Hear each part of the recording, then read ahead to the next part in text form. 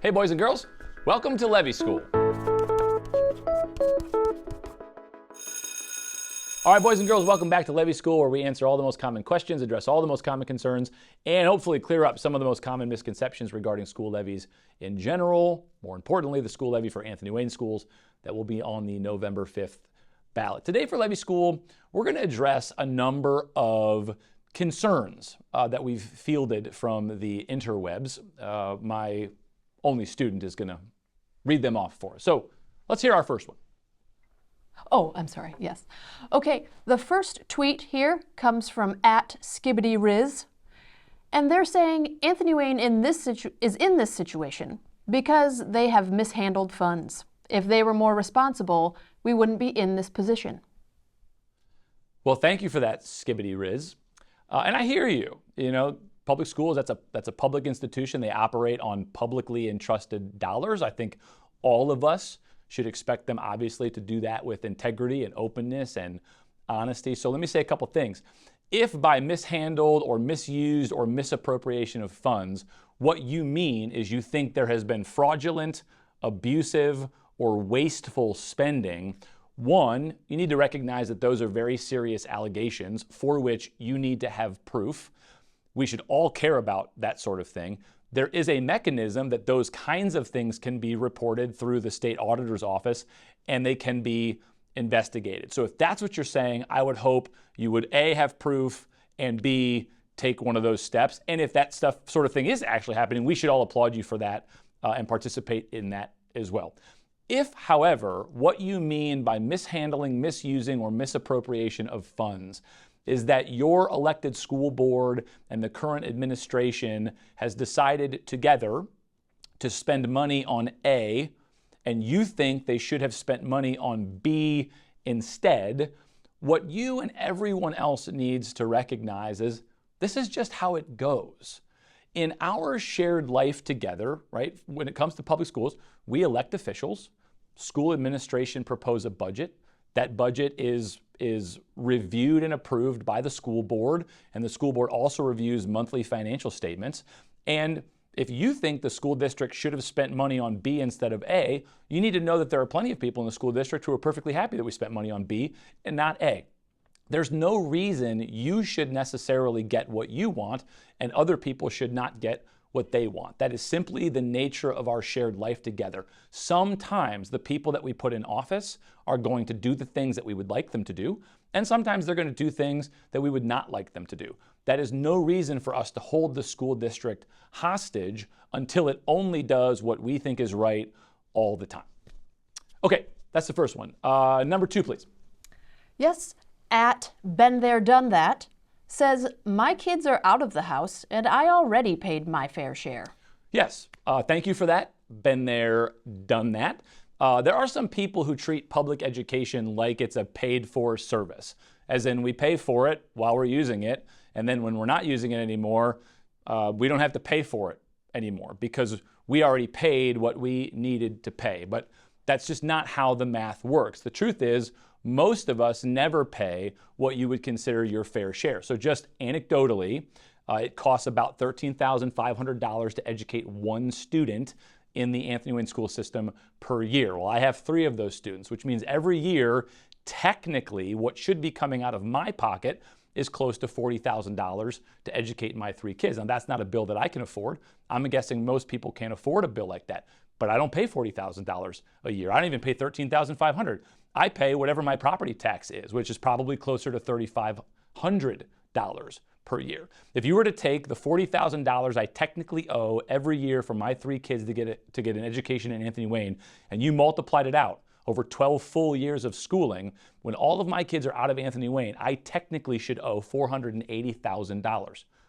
At $3,500 a year in taxes, it would take me 137 years to pay that off.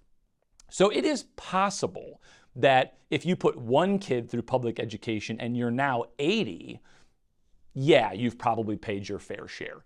Everybody else has not. Thank you for number 2. How about number 3?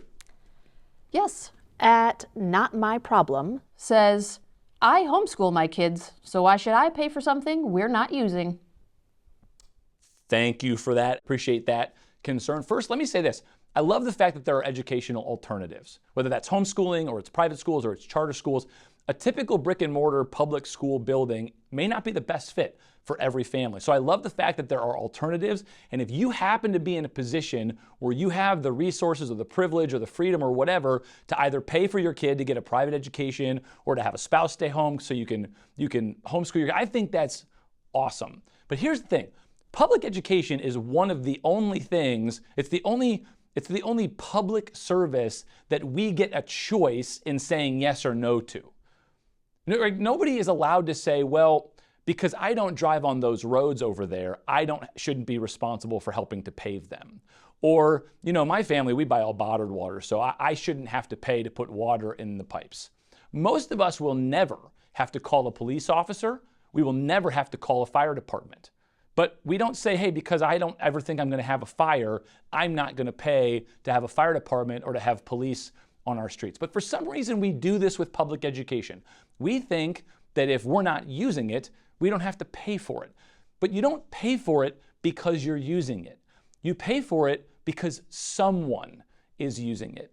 You might have the privilege to educate your kids privately or to homeschool your kids, and that's awesome. I'm so glad that you have that opportunity. But the fact of the matter is 99% of the population doesn't have that access. They need a public school system. And the only way we have a public school system, the only way we can educate 4,200 children in our community is if everybody chips in to pay for it. So even if you're not using public education, we here at Levy School would say you're still kind of ethically bound to provide it. Thanks for number 3. How about number 4? Number 4, this is our last one, comes from @I would if I could. They say, I make $40,000 a year and just can't afford a tax increase. Yeah, I hear this big time. And I just want to say personally, I'm a pastor professionally. I care very much about people's well-being. And I recognize that in any community, there is a socioeconomic range. And because tax levies like this one are a zero-sum game, if they pass, everybody pays for it, whether you think you can afford it or not. That is going to hit different people in different ways. And that's a difficult reality. It's an unavoidable reality. Our shared life together always means, because of the diversity of our communities, that what is good for some people is always going to come at the expense of others. And we are always balancing both short and long-term concerns. We have the long-term concern of wanting to make sure our public school system is adequately funded, but we also have the short-term concern of people being able to pay their bills. Those things are always there and being held in tension. And so what is going to be good for some people is ultimately going to come at the expense of others. And that is just a difficult, hard reality. There are 3 responses to a tax levy like this. One is yes. And obviously, we hope you're in the yes camp. And if you're in the yes camp, we're not particularly concerned with what your motivation is. There are 2 no camps. One no camp is, I can pay for this, I can totally afford it, and I just don't want to. Our hope here at Levy School is that we've shared some information and perspective that might move a person in that camp into the you know what, I can afford this, I should want to. That's our hope here. But the other camp is, I want to. I really do. I care about kids, I care about public education, I care about my neighbor, I care about property values, I care about all of it, and I really do want to support the schools. I don't make enough money, everything is so expensive, I just can't afford it, so I have to vote no. I want you to hear us say loud and clear, we get it. And if you're in that camp, you should feel totally good and justified going to the polls on November 5th and voting no. All right, we recognize that tax increases, they're a burden on everybody, but they're going to hit some people disproportionately hard. And so we entirely respect that is a completely legitimate reason to say no.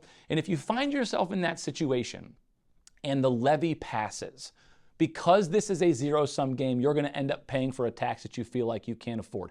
If you find yourself in a situation where you are having a difficult time paying your bills because the rest of the community passed a tax levy, come find me, I will help you. I would hope that our community would rally around you and support you just as much as they rally around schools and kids to support for them. We can do both, and we should do both. Hey, thanks for attending Levy School. We hope over the last 8 videos you've learned some things. If you're in a hard no position, again, we respect that. Hope that you've at least got accurate information.